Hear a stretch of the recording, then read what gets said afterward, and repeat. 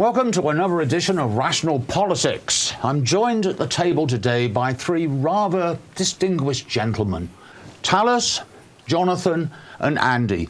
So let's quickly go around the table and do some introductions. Tallis, why don't you give us a brief, this is who I am. Thank you, Nigel, and I appreciate the opportunity to have this conversation. I think it's a very important conversation for us all to have. My background is in entrepreneurship. I have almost 20 years of that experience as a C-level executive, as well as ran for city council and published a book and have previously taught at the University of Colorado. Perfect. Andy, you are involved in so many different things. I mean, a music producer, a filmmaker, an artist. Thank you very much. I'm very pleased to be here. I'm very surprised to be on a Rational show. I'm a local artist. I've been in Colorado for about 10 years. I have been instrumental helping the local art scene, helping kind of get the Left Hand Artist Group established. I'm here because I was the host of a show called Boulder County Tonight, which is a 16-episode TV series that followed the local city council election. And recently my work has been invited to be included in the Texas Tech archives. So I'm throwing a big art show about that at the end of the month at Abbott and Wallace Distilling. Excellent. And last at the table, our good friend, Jonathan. It's so good to see you back at the table. It's good to be back, and it's always good to be here. I don't know how to actually describe myself. I want to be as present as possible in the moment. I have done a lot of things in my life. I ran twice for county commissioner in Weld County as a Democrat, which is like falling on your sword, and written a book, not really published yet, but it's going to be. I'm a singer-songwriter. Worked professionally as a stand-up jazz singer for about 7 or 8 years when I was younger. Worked as a software engineer for about 25 years. My expertise is in computer graphics. And other than that, I'm here today. And it's good to have you back. So let's get into the nitty-gritty. We've talked a little bit about what we want to discuss, but I think top of the list here is extremes. We've got extremes going on the left, we have extremes going on the right, and both parties seem to be wanting to fall down both those rabbit holes all at the same time. I think it's the same rabbit hole, and I think it's actually the same thing that show people have been dealing with for years, and it's desperation in this new economy. It's more obvious than ever that the most essential asset you could ever have is attention. And so you have politicians doing anything they can to have that attention, that social currency of attention, and they're desperate for it. They'll do anything, and so they have to be more extreme than anybody else to get that kind of attention. So they're all trying to outdo each other. Yes, it's the same thing that's wrong with the news. It's the same thing that's wrong with the arts. And of course, this is all governed by the First Amendment anyway. Yeah, desperation is fear-based, and as we know from Dune, fear is the mind killer. Right. It's amazing. Jonathan, what are your feelings on this? The kinds of things that we have going on with the extremes, it's what gets attention. It's what people pay attention to. If you say, it's very bright outside, people go, oh yeah, it's very bright. But if you say, I think there's a fireball out there, the same kind of relative information, people go, oh my gosh. And you have the attention. And the attention is the social currency. And it's extraordinarily important. And I think the other part with driving the extremes, I don't know if it is human nature to be able to be drawn to that which is most sensational, that which seems like the biggest threat. All of those kinds of things draw attention. But the people who I think are really culpable are those people who are in the media, who have attention, who are utilizing those kind of techniques to gain the attention. And if you educate those people who are around you to be able to say, look at what really counts, what is really important. Let's not get wrapped up in the sensational. You get wound up around the wheel and, the end of discussion. Yeah. Tallis. Yeah, it's a very interesting thing to watch, and I watched it firsthand when I ran for office. I always have considered myself a moderate. I grew up in Bakersfield, California, which is probably one of the most conservative places within the state. And I really think that, politicians are very limited to who is going to be supporting of them. If I'm out there, I need to do door knocking, who are going to knock on doors? Probably the people who are the most polarized, right? The people who feel like there's something that's hurting them and they want to go and do something that would change it. Now, how do you get more people to feel like they're aggrieved? You go to the far extremes and you say, oh, have you seen those people that are doing this horrible thing? And then you get them really riled up, and then you've then just created some animosity between other people within your community. And I just think that there's a lot better ways that we can go about our political system than have pointing fingers from one side and then pointing fingers on the other side. I think a lot of the problems that we see today is the fact that these politicians are allowed to say whatever they want. They all go, oh, First Amendment, First Amendment, First Amendment. I think it's time to scrub the First Amendment, but I'm British, so I probably shouldn't say that. You shouldn't. You'd be completely wrong, in my opinion. Another way of framing the First Amendment, you have the legal right to lie. That's right. And that's the problem. In some cases. And that's the problem. In some cases, yes, there are. You can't yell fire if there isn't a fire. Because in America, it seems like our real value is I have the right to swing my arms, and that right ends at your face. Right. And there are language versions of that.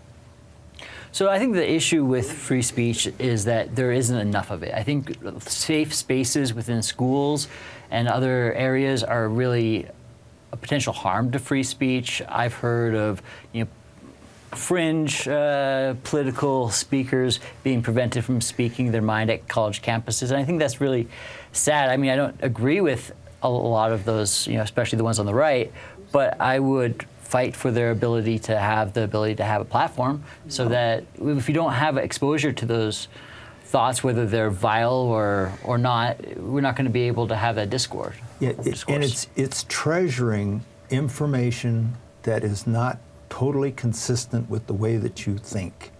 I mean, when I hear somebody when I hear them talking about something that questions the way that I think about it, I lean in and I want to hear it. But there isn't that kind of curiosity. It's more like, oh, this is uncomfortable, or it's, which side are you on? That so much. And it's like, we need to get away from saying, I'm on this side or I'm on this side. I'm talking about the issue. That's what I'm talking about. And I want us to get all the information out about that particular issue. And if we don't do that, how can we move forward? True. Bad information is an important part of the process, because you can only know good information basically relative to bad information. That is true, but the information has to be truthful. Does it? Yes. I don't know. I think it does. Truth's tricky. I think If you want to converge, then it has to be the truth from both sides. Now, it may be the truth as they see it, right, but it still has to be the truth. I mean, you look at some of the things that, well, Ted Cruz is a great example. How can he not go home at night and go, yeah, you'll never guess what I said today? I mean, how do these people live with themselves? It is truly amazing. Cold on a rock on warm days, I think, for Ted Cruz. That's probably true. In Mexico. Reptile fuck. Yeah. So a little bit about me. My dad's side is from Iran. My mom's side is from Ukraine. So Ukrainian Orthodox Catholic, Muslim. My aunt's a nun. So it's like there's a lot of religion. You're all over the place. Yeah, I've had a lot of religious exposure in my life. Ideal American. Well, thank you. But my thing is that when people start valuing religion at the same value as fact, that's where we start going down the wrong rabbit hole. When people are valuing a religious dogma at the same value as some science, that there's an issue there. A real They issue. very rarely actually have to come up against each other. It's all framing. Abortion? Yeah. Well, Right. That's in the Bible. Excuse me. Abortion's in the Bible. Yes. yeah. Everyone knows this, The right? quickening. There's a test that you do. It's in the Old Testament. Oh, know it. It's in. Oh, I'm not going to remember the book it's in. Boy, Ezekiel. Whatever. It doesn't matter. Look it up, because the truth is, if a woman is suspected of cheating on her spouse and she's pregnant, there's a practice where she goes to the temple. The priest mixes up a glass of Whatever. like shit from the ground and mystery something, and the woman drinks it.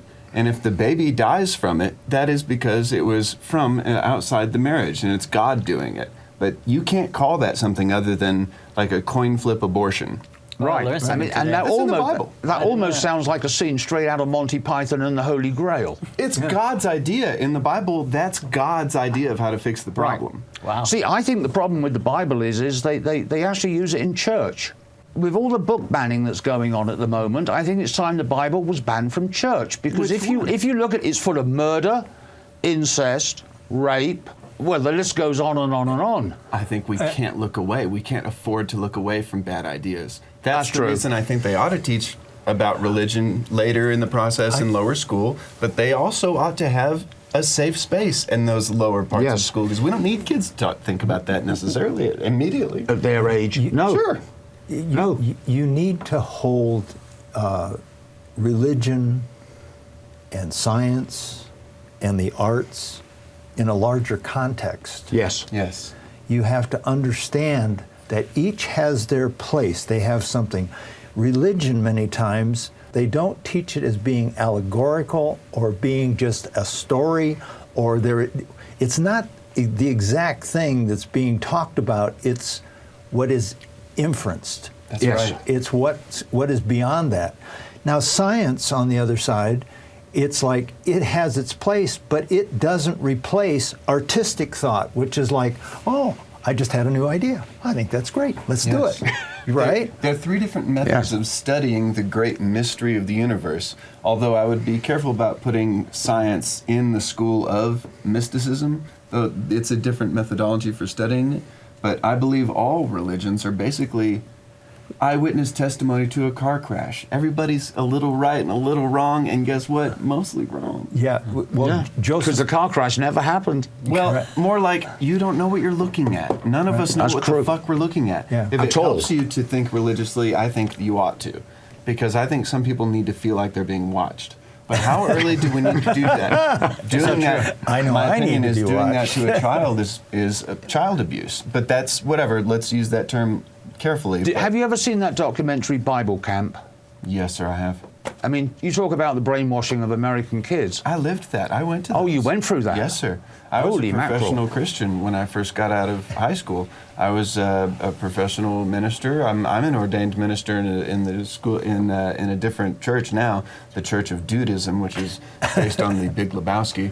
And yes, I can do your wedding, and I hope that your love is the rug that brings your life together. Let's talk about the monification of the news organizations. I recently posted an article within the local Democratic Facebook page, and it was an article from The Economist, basically talking about what we're talking about today: how, not just the right, not just the left, both sides, they're polarized, and they need to go to the middle and have a rational conversation about their fringes, right? So I posted this article, and oh man, did I get some hate. I got hated on, I got name called, I got all sorts of things. Then I asked them, did you guys read the article? They're like, no, it's behind a paywall. I'm like, most good journalism is, because someone is paying for it, whether it's advertisers like the Koch brothers or you as a subscriber. Mm-hmm. So, I'm like, they suggested I commit copyright fraud and copy and paste, but I'm like, no, I'm not going to do that. I mean, you guys can go pay for the good journalism, because we need more good outlets like The Economist. Absolutely true. Absolutely. In fact, I have several subscriptions that I don't necessarily read really very often, but I know they do good work, and I know that needs to be going on. And so what every good citizen needs to be looking around right now and exercising their civic duty by saying, well, this place is really good, I should support it. This one does really good work, I should support it. Even if it's like $3 a month or whatever, just something. The people who have the financial interests, who are giving us all of our media, a lot of our media, they have a financial interest, which is all about the money. Yeah. And they are acting consistently out of what their frame is. So they can't really you can't really say, oh, they're evil. But the confluence of everything that happens around that is indeed bordering on evil. So to counter that, we need to diversify and have many, many, many, many, many different voices. Because as soon as you have monopolies that have only 2 or 3 interests that are making all the decisions, you don't get the full picture. Mm-hmm. You don't understand what the homeless are talking about or what they feel, or the people who are having to work 3 and 4 jobs just to make sure that they can feed their families. Those are all the kinds of things. We need all those voices to be able to be heard. And now that is a difficult task. And that's where editors and people who are doing good media are really important. I remember when people were saying, well, we've got the internet and we're going to have, all kinds of opportunity and there's going to be all these various voices. And I said, the one thing you're probably going to be missing, editors. Mm-hmm. People who say, this is good stuff, this is not so good. Curation of content is key. There's too much content out there, and there's too many people who feel like they're a legitimate source and that their opinion matters. There's not as much actual fact-based reporting. Right, exactly. We need to go back to basics. We need to go a little slower. Mm-hmm. We need to think about life in the context of just, what's this all about? I mean, here we are, we're talking, and what the real joy is, there's 3 other people here that I can talk to, and they're going to agree with me some, and they're going to disagree with me some, and we're going to have good times, and we're going to have contention. But by golly, it makes going to the next moment enjoyable. That's the great American skill set. Having lunch with somebody you kind of just disagree with, be like, yeah, but whatever, you're a good neighbor, I'm a good neighbor. You know what it is? Yeah. So I think... But it's got far more personal now. Well, of course, because it's the information age, and everyone is individually a part of that, donating their own information to the system. And so everyone has become a social fire hydrant of information, because attention is the resource, right? So the thing we're talking about in the beginning is what's wrong with the news, right? They're competing with each other to have the most eye-catching news thing. Evolutionarily, you're programmed to know shit like a leopard's down there. That's more important than an apple's up here or what the fuck ever, right? Because evolutionarily speaking, you don't survive unless you notice problems first. Right. So the news people know that. And now here we are with this problem with Russia and the Ukraine. Mm-hmm. Our news people are skipping down the block, like just this side of gleeful, because they know that a war is worth billions, and they're part of who makes the billions. I'm wondering what has happened, because I can remember Ronald Reagan talking about the evil empire all those years ago. Mm. Now it looks like the Republican Party is now pro-communist and the Democratic Party is anti-communist. What happened? What happened? They are definitely not communists. If there's anything that the Republican capitalist mob doesn't want, it's to share. Well, that's correct. They have no inclination to share. What they do have is this sort of like corporate muscle that they're pushing us around through our politics. I think both the corporate Democrats and the larger Republican Party right now are fucking dog people. And they are good dogs for someone that's not you. It's just surprising me what happens. I mean, you get this Tucker creature on Fox News. Pro-Russia, pro-Russia, oh, shit. Wait a minute, they've just invaded. Now, I know they've been talking about this for 3 weeks. Oh, naughty Russia, naughty Russia. No one will notice.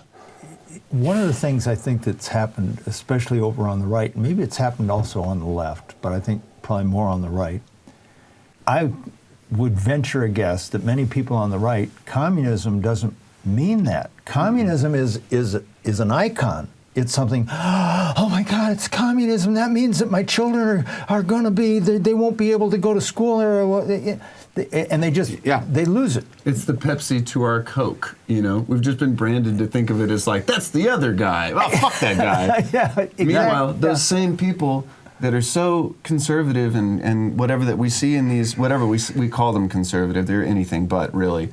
But the truth is, they're sitting down there waving flags, but they're also holding Bibles. And the truth is, if you're really asking yourself, Jesus, the character from the Bible, I'm not sure if you've read the book, but in Jesus' story, do you figure he would be a capitalist or a socialist? Is Jesus about money or is he about people? Right. Well, golly, if he was a capitalist, when he's feeding all the 5,000 people with the fish and loaves, he sells those fish and loaves. He's making them endlessly. He sells them for cheap or whatever, but he makes money and uses it for the thing. What did he really do? I mean, he gave absolutely. it the fuck away. He had an endless resource, could have charged for it, could have really done things with that money. Instead, he is a peopleist. Right. He fed the people. He's not there to make money. Well, I mean, one could also argue that he, of course, created the National Health Service. Well, yeah, he did give a lot of free healthcare. He went around, you know, curing people left, right, and center for nothing. A lot of free healthcare, but he did heal a dude's blindness by spitting in his face once. So I mean, it's not exactly COVID friendly.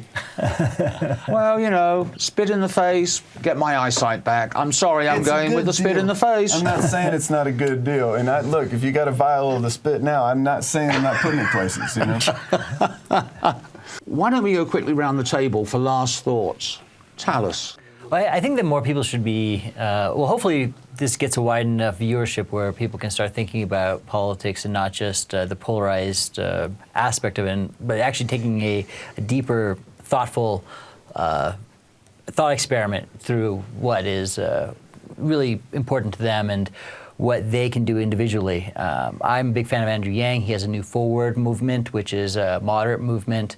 I think that our two-party system leads to the polarization. So if we can get through ranked choice voting or another system that would allow us to have more third parliamentary. Could I recommend a parliamentary system? As long as we don't have a House of Lords.